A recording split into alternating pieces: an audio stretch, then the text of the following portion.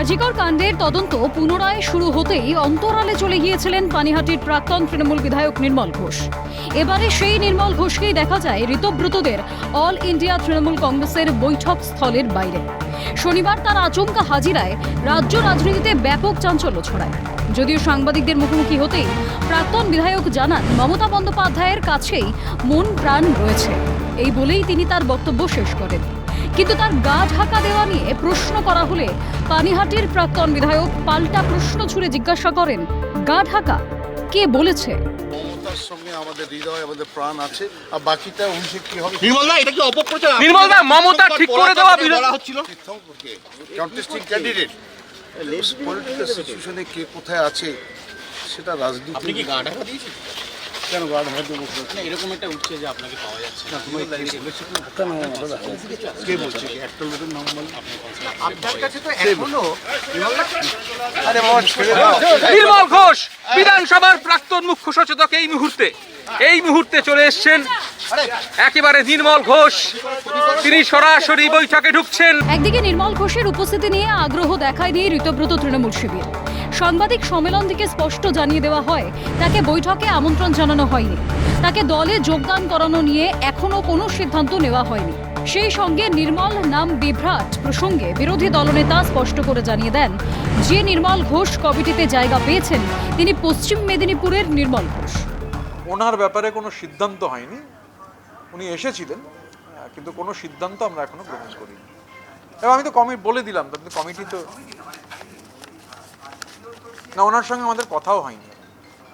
না, আমরা আপনাকে ক্যাটেগরিক্যালি বললাম, আমি দেখুন নির্মল ঘোষের নাম যখন বলেছি আবার উল্লেখ করে দিয়েছি পশ্চিম মেদিনীপুর, যাতে কোনো সংশয়ের অবকাশ না থাকে।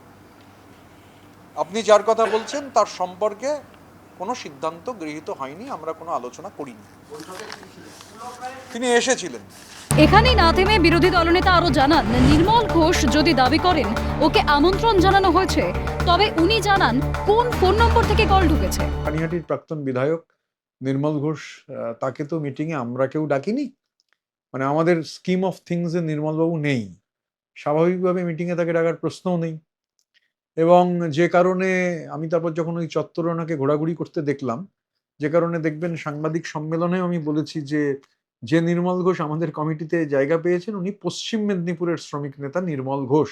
কেউ আমন্ত্রণ জানাননি। আমি ওনাকে বলবো, যেহেতু উনি বোধহয় মিডিয়ায় বলেছেন যে ওনাকে আমন্ত্রণ জানানো হয়েছে, উনি দয়া করে একটু বলুন যে কে ওকে আমন্ত্রণ জানিয়েছে, কোন নম্বর থেকে, বা কোন ল্যান্ডলাইন বা মোবাইল বা কোনো মেসেজ, মানে কোনো কমিউনিকেশন হয়েছে। কারণ উনি বললে তো হবে না, কারণ আমাদের স্কিম অফ থিংসে উনি নেই।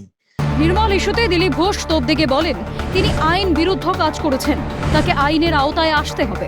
এতদিন বেপাত্তা ছিলেন, শনিবার আচমকা উদয় হলেন পানিহাটির প্রাক্তন তৃণমূল বিধায়ক নির্মল ঘোষ। তিনি নিমন্ত্রণ পেয়েছেন বলে দাবি, রীতিগত দাবি, তাকে ডাকা হয়নি। অন্যদিকে মমতার হাত শূন্য করে শিবির। দেখুন, কে কোথায় যাবে সেটা ওর ব্যাপার, কিন্তু কেউ যদি অপরাধ করে থাকে আইন তার বিরুদ্ধে ব্যবস্থা নেয়। কোন শিবিরে গেলেন এটা বড় কথা নয়, তিনি আইনের বিরুদ্ধে কাজ করেছেন, আইনে আসতে হবে। সে তো রোজ দল বদল হচ্ছে, ওদের ব্যাপার, পার্টিটাই নাই, সেখানে কে কার নেতা কি যায়। বর্তমান পরিস্থিতির মুখে দাঁড়িয়ে ঋতব্রত শিবিরে নির্মল ঘোষের যোগদানের চেষ্টা এবং সেখান থেকে প্রত্যাখ্যাত হওয়া স্বাভাবিকভাবেই রাজ্য রাজনীতিতে অত্যন্ত তাৎপর্যপূর্ণ বলেই মনে করছে বাংলার রাজনৈতিক মহল। ক্যামেরায় সুদীপ্ত দত্তের সঙ্গে রাজা সাহার রিপোর্ট, ক্যালকাটা নিউজ।